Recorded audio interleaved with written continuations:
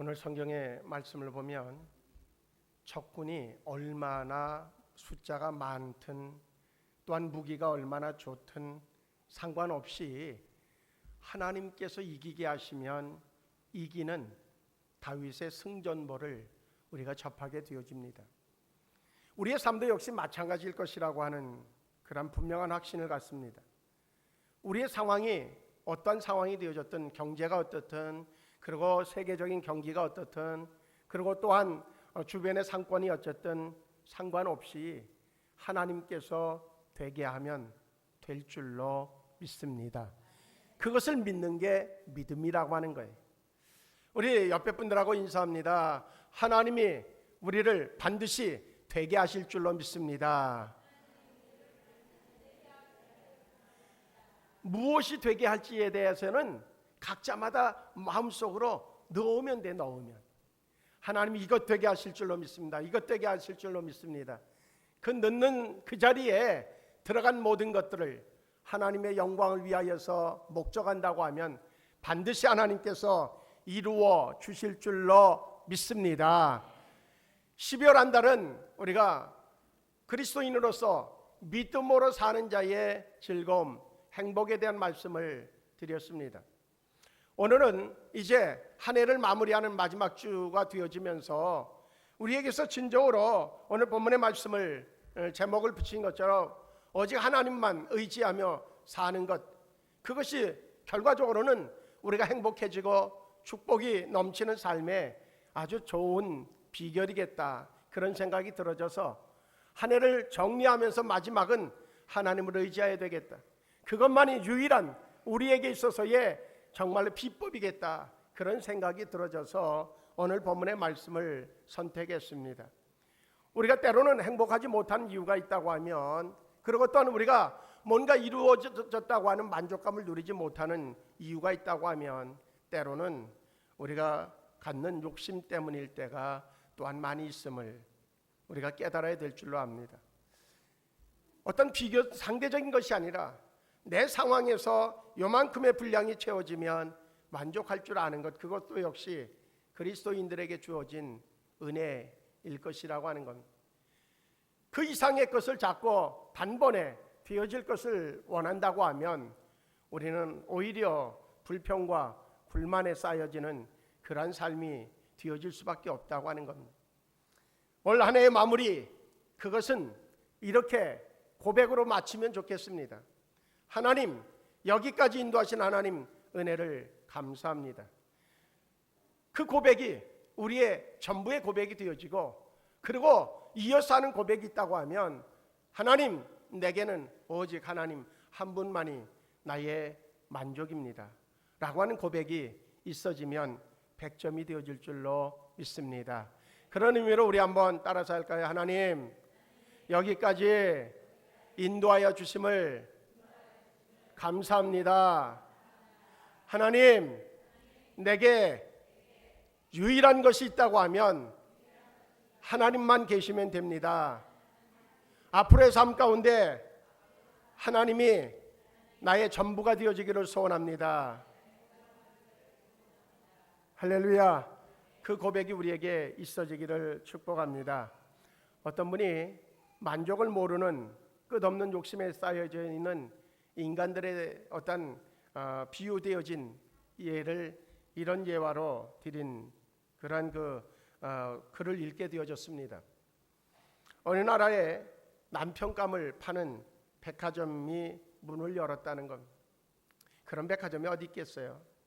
그런데 어쨌든 남편감을 파는 백화점이 문이 연다고 하는 광고가 나가고 나서 그저 처녀 총각들이, 특히 이제 처녀들이, 야, 내가 정말로 남편감을 구하는데 거기 가서 최상품을 내가 구해 갖고 와야 되겠다, 뭐 그런 생각을 가지고 백화점 문이 열리니까 그저 구름대처럼 몰려들었다는 거예요.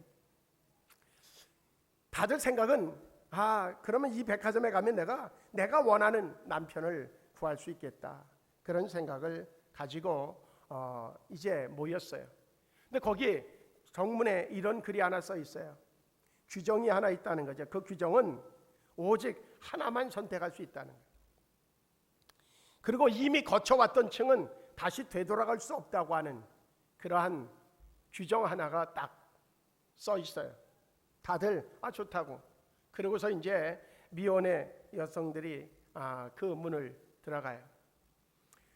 두 여성이 꿈에 그리던 남편을 이제 얻게 되어졌구나 그런 생각을 가지고 기대감으로 1층을 딱 들어갔어요.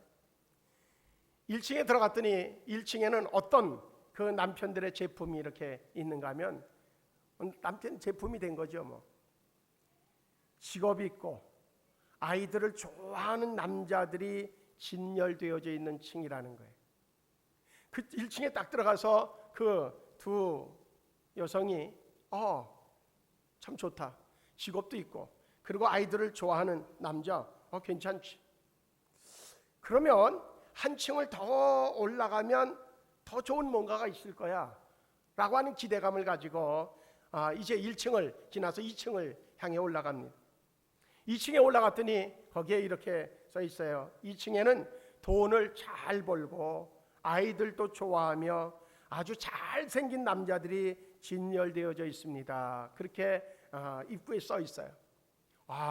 너무 좋다. 그러면 3층에 가면은 더 좋은 조건을 가지고 있는 남편이 기다리고 있겠지. 그러고선 두 사람이 올라갑니다. 올라갔더니 3층에는 이렇게 써 있어요.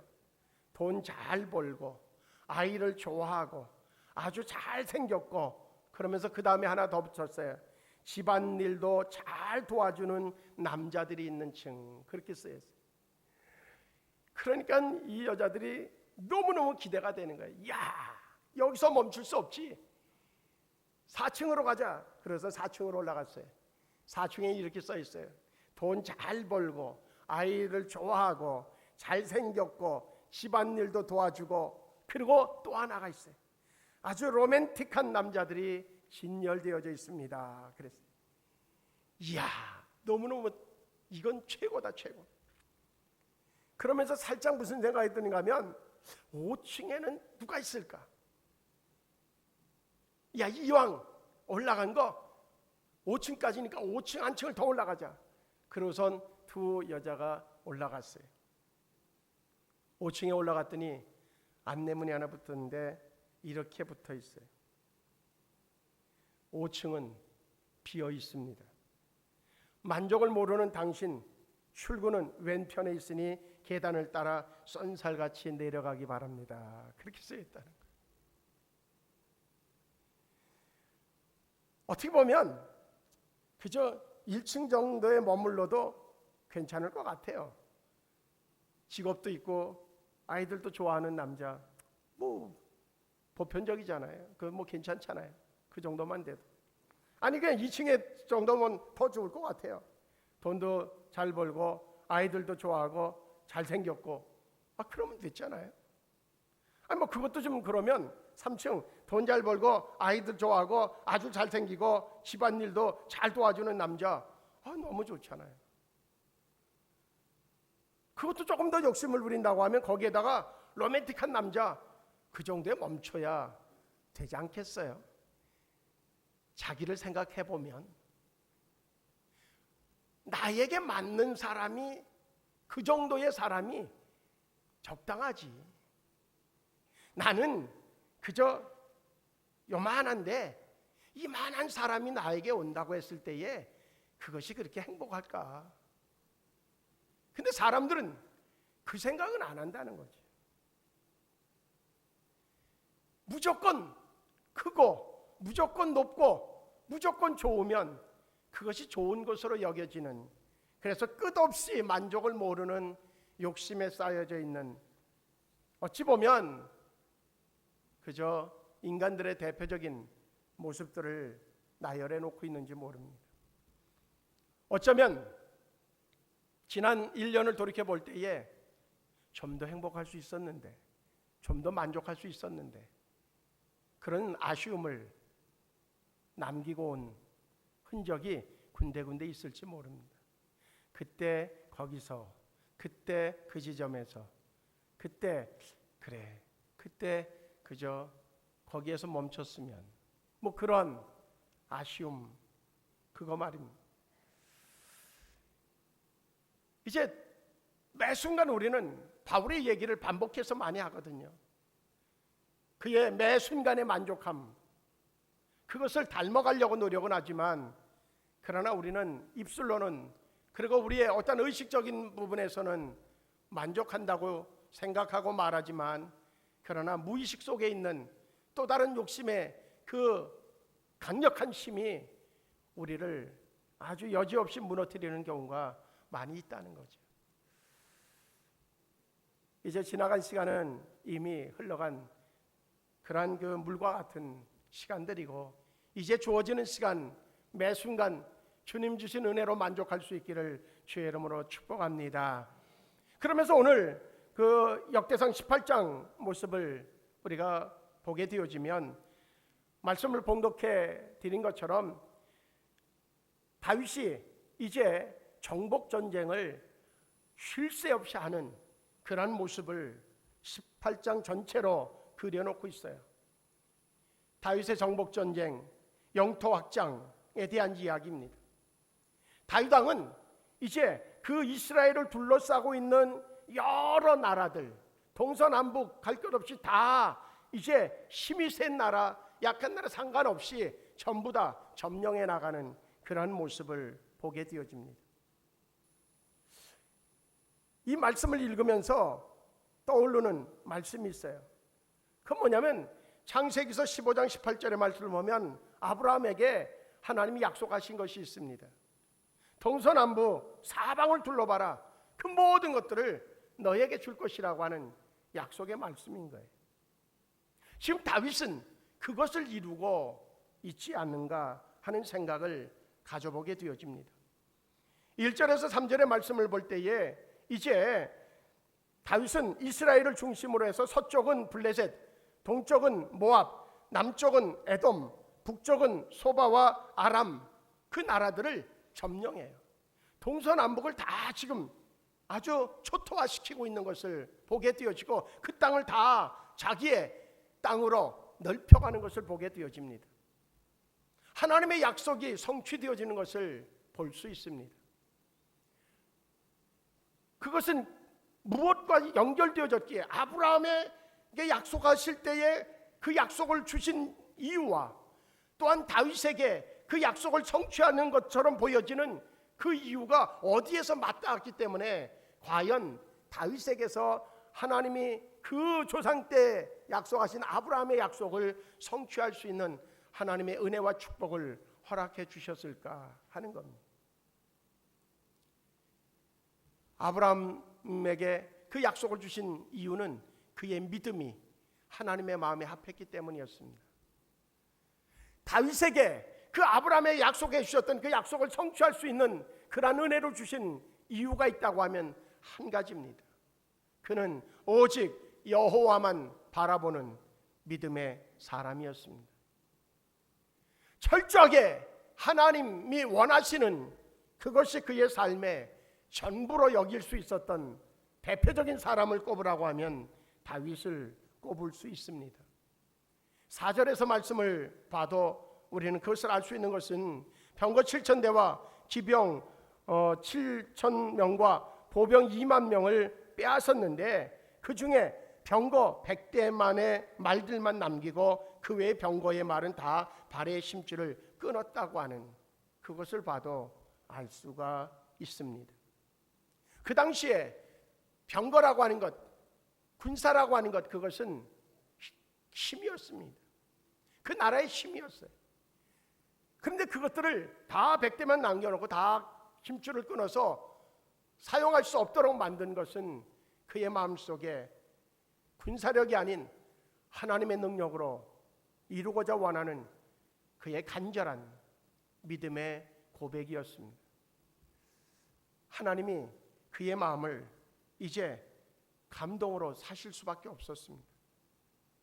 6절의 말씀을 볼 때에 결과가 어떻게 되어지는가 하면 그렇게 나와집니다. 다윗이 어디로 가든지 여호와께서 이기게 하시니라, 그렇게 말씀해주고 있습니다.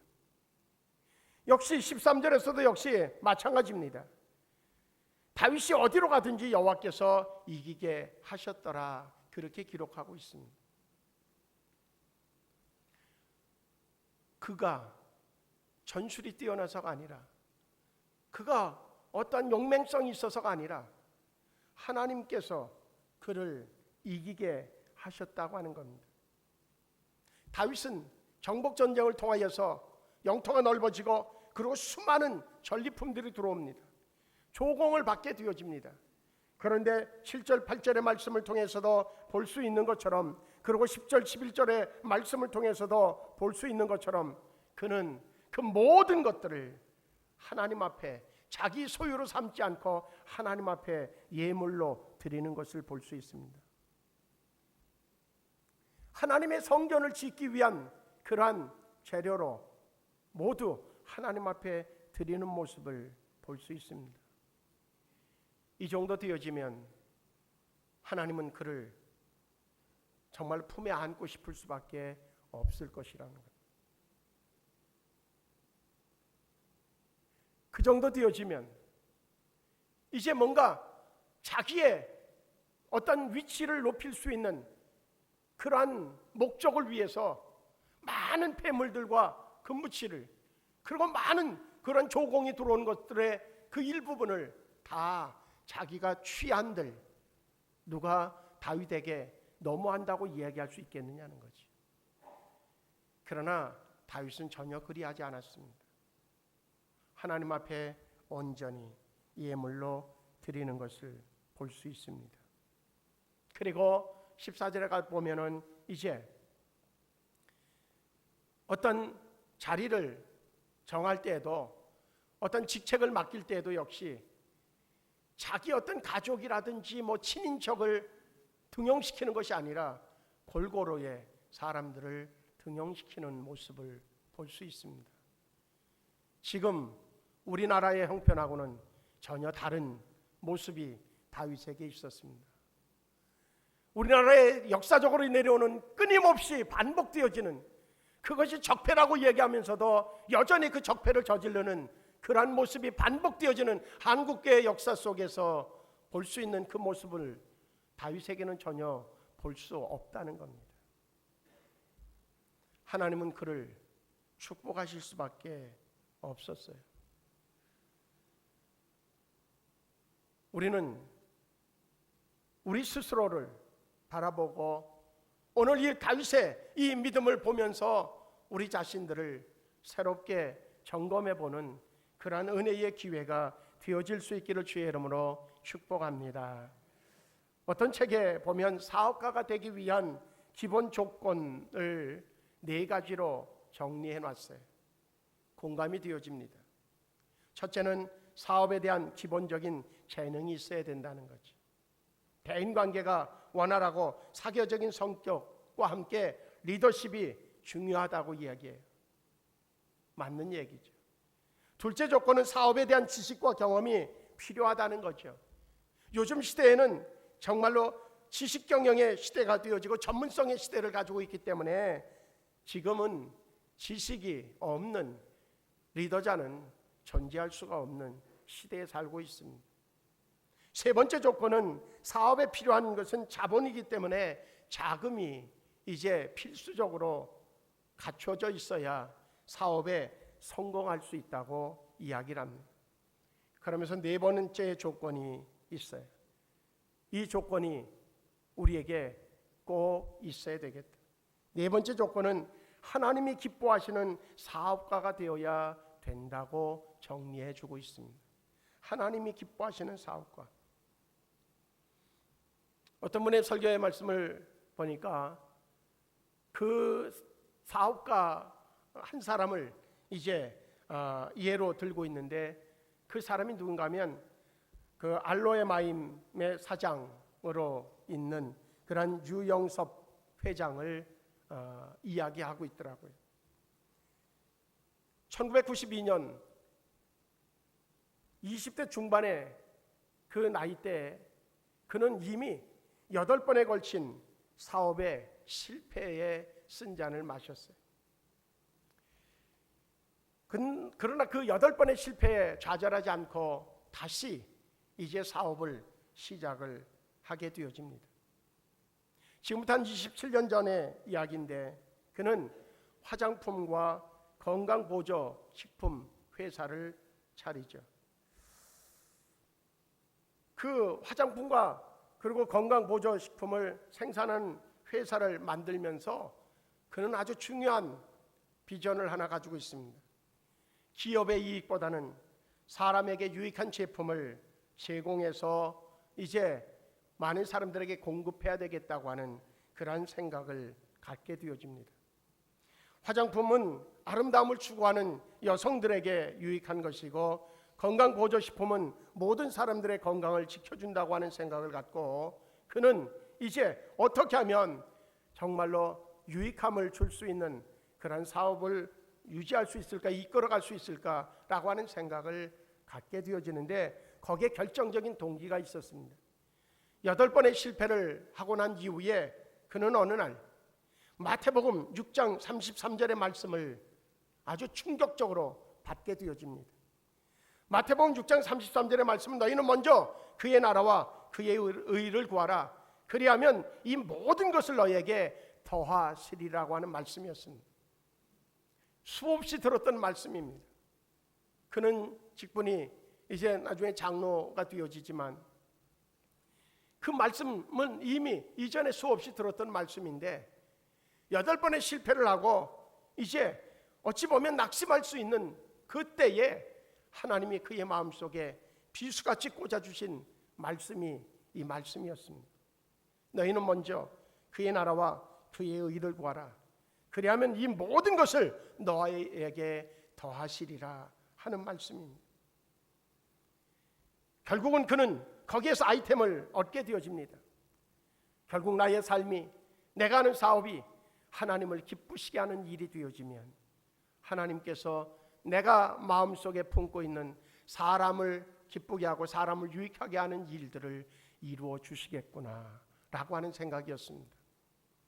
그래서 회사의 모토를 하나님을 기쁘게 사람을 기쁘게 라고 하는 모토로 이제 회사 운영을 시작하게 되어집니다. 매월 첫날이 되어지면 하나님을 기쁘시게 하는 예배를 드립니다. 특히 이제 그 회사 자체적으로 옥터 선교회를 이제 조직하고 선교사들을 직접 파송하는 일도 하고 선교극단인 예맥도 적극적으로 후원하는 일을 하게 되어집니다.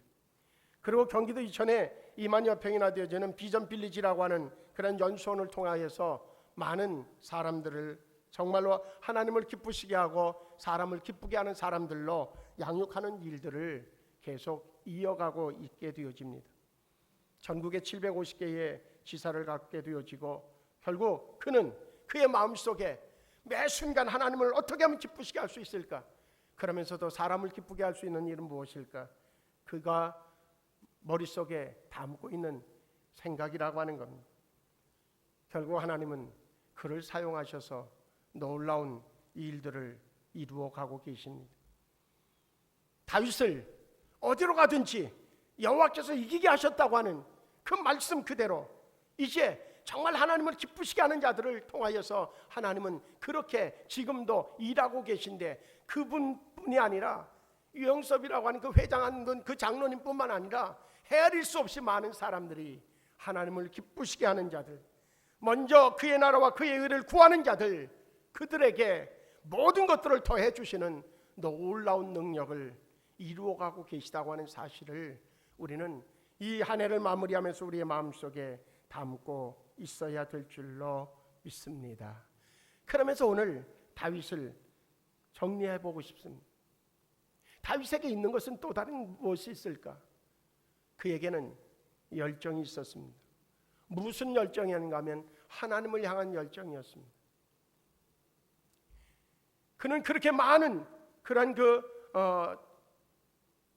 조공들 그리고 또한 전리품들 그것을 하나님 앞에 온전히 드리면서 그에게 있어서 마음은 어떻게든 하나님이 거하시는 하나님의 성전을 세우고 싶은 그런 마음이 그의 마음속에 끊어지지 않고 있었습니다.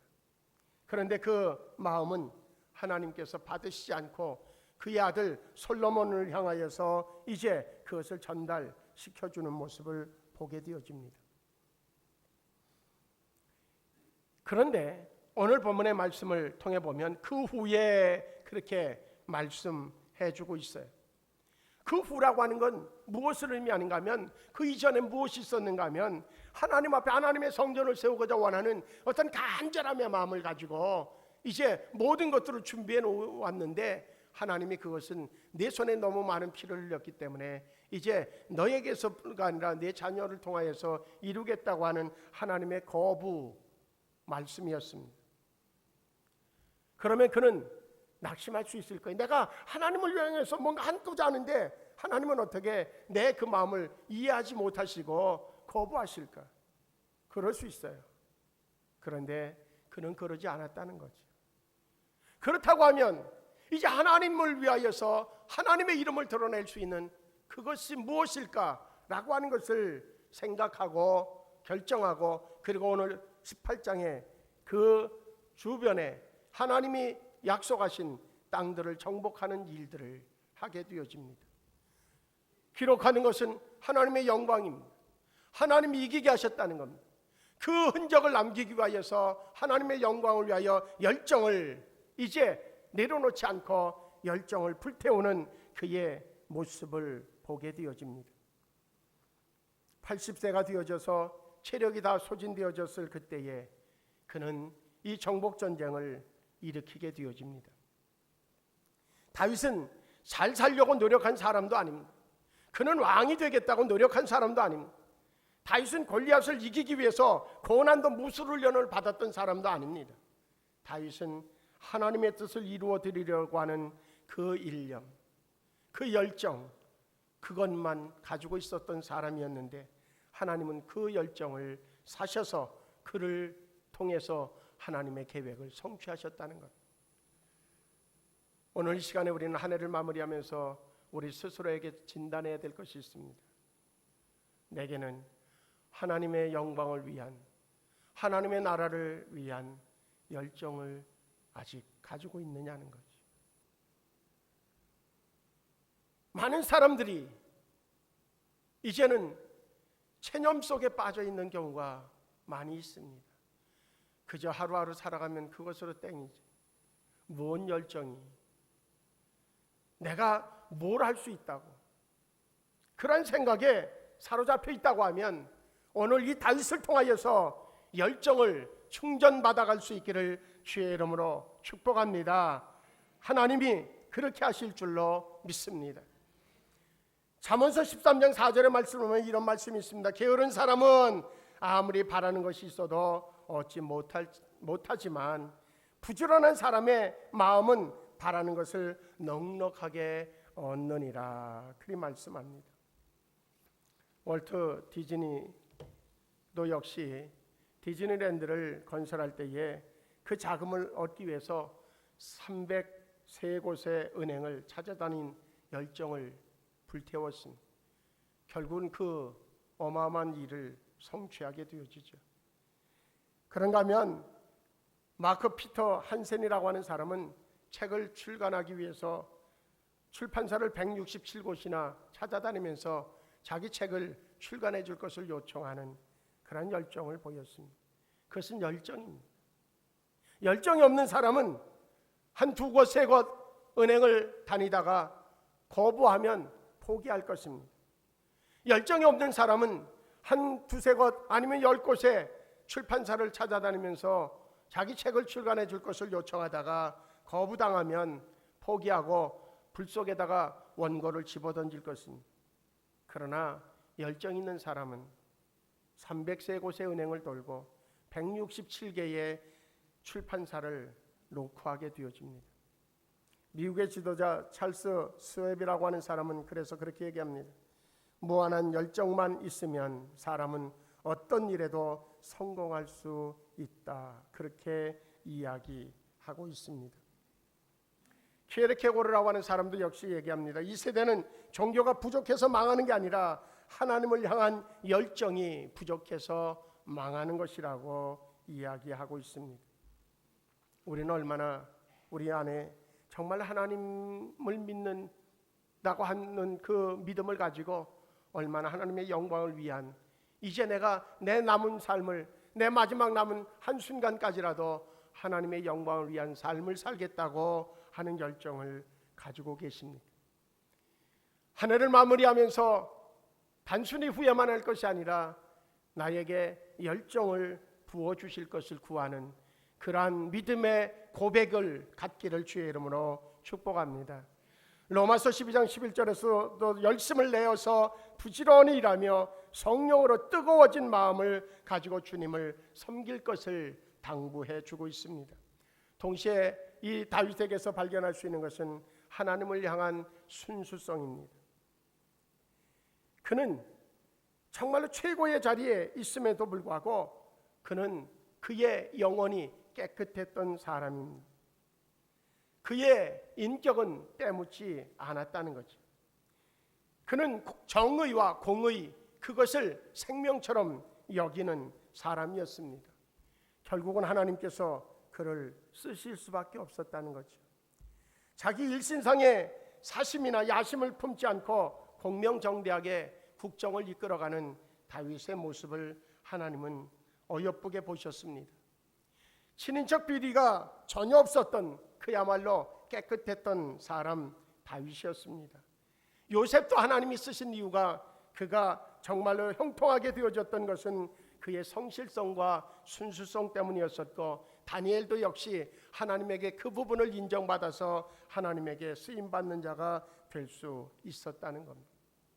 우리는 한 해를 출발하면서 초심의 마음을 갖고 초심의 마음을 회복해서 출발합니다. 얼마 지나고 나면 그 초심의 마음이 우리에게서 어디론가 사라지는 것을 우리는 수없이 경험했습니다. 다윗과 우리의 차이점일 수 있습니다. 이제 끝까지 우리의 그 처음 마음을 잊어버리지 않을 수 있는 순수성을 유지하는 우리 모두가 되어질 수 있기를 주의 이름으로 축복합니다. 동시에 그 다윗을 통해서 그의 순수성은 하나님 앞에 전적인 헌신의 모습으로 드러나는 것을 볼 수 있게 되어집니다. 많은 은금과 보화, 그것을 11절의 말씀을 볼 때 하나님 앞에 드리는 모습을 봅니다. 다윗은 받는 손보다 드리는 손이 더 컸던 사람입니다. 다시 한번 우리의 마음속에 아주 간직해야 되는 그러한 이야기일 것입니다. 다윗은 받는 손보다는 드리는 손이 더 컸던 사람, 무엇이든지 최선을 다해 드리고 바친 사람입니다. 그는 그의 삶 전체를 전적으로 헌신했던 사람이었습니다. 그 헌신을 하나님은 귀하게 받으셨다는 거죠. 진정으로 축복합니다. 하나님 앞에 전적으로 헌신한 그 헌신은 결코 땅에 떨어지는 법이 없습니다. 결코 잘못되어지는 법이 없습니다. 전적으로 헌신하는 그 헌신은 하나님이 높여주시고 하나님이 갚아주시는 은혜를 얻게 되어질 것을 확실히 믿는 우리 모두가 되어질 수 있기를 주의 이름으로 축복합니다. 역대상 29장을 보면 다윗은 죽는 마지막 순간까지 하나님 앞에 헌신을 아끼지 않았던 사람입니다. 중국의 지하 그 교회의 지도자 중에 한 사람은 이렇게 이야기합니다. 현대 그리스도인들 대부분은 하나님께 최대가 아닌 최소의 것을 드리는 것으로 만족하려 한다. 그들은 두툼한 지갑을 열어가서 가장 적게 내놓을 만한 돈을 찾는 사람들이다. 예수님은 우리를 위해 당신의 전부를 주셨는데 우리는 하나님께 어떻게든 우리의 삶과 시간과 돈을 적게 드리기 위해 가진 노력을 다한다. 이 얼마나 부끄러운 일인가. 중국의 지하교회의 지도자는 그렇게 안타까움을 표현하고 있습니다. 리고아렌 목사님은 이렇게 말씀합니다. 우리가 어떻게 헌신하느냐에 따라서 우리의 미래가 달라진다고. 우리는 지난 한 해 하나님 앞에 어떠한 헌신, 얼마나의 헌신을 했는지, 그리고 얼만큼의 하나님 앞에 청구서를 냈는지 우리 자신들을 돌이켜볼 수 있길 원합니다. 마지막으로 그 다윗을 통해서 발견할 수 있는 것은 전적으로 하나님만 의지하는 믿음입니다. 4절에서 이미 말씀을 드렸습니다. 6절에서도 이미 말씀을 드렸습니다. 그는 틀림없이 정말로 전적인 하나님만을 의지하기 위해서 그 수많은 말의 심줄을 끊는 결단을 하게 되어집니다. 세상의 군사력을 의지하지 않겠다고 하는 신앙적 결단이었습니다. 시편 147편 10절과 11절 말씀을 보면 여호와는 말의 힘이 세다 하여 기뻐하지 아니하시며 사람의 다리가 억세다 하여 기뻐하지 아니하시고 여호와는 자기를 경외하는 자들과 그의 인자하심을 바라는 자들을 기뻐하시는도다. 그리 말씀해 주고 있습니다. 이제 우리 생수 가족들 오직 하나님만 의지하며 사는 우리 모두가 되어지기를 축복합니다. 하나님은 기뻐하실 것이고 하나님은 우리에게 동서남북 다 허락해 주시는 놀라운 축복의 은혜도 우리에게 허락해 주실 줄로 믿습니다. 우리 옆에 분들하고 그렇게 결단하면서 인사합니다. 이제 하나님만 의지하며 사는 2020년도를 준비합시다. 그렇게 이제 오직 하나님만 의지하는 2020년도를 준비합시다. 그리 준비하고 출발할 수 있기를 축복합니다. 기도하시겠습니다. 좋으신 하나님,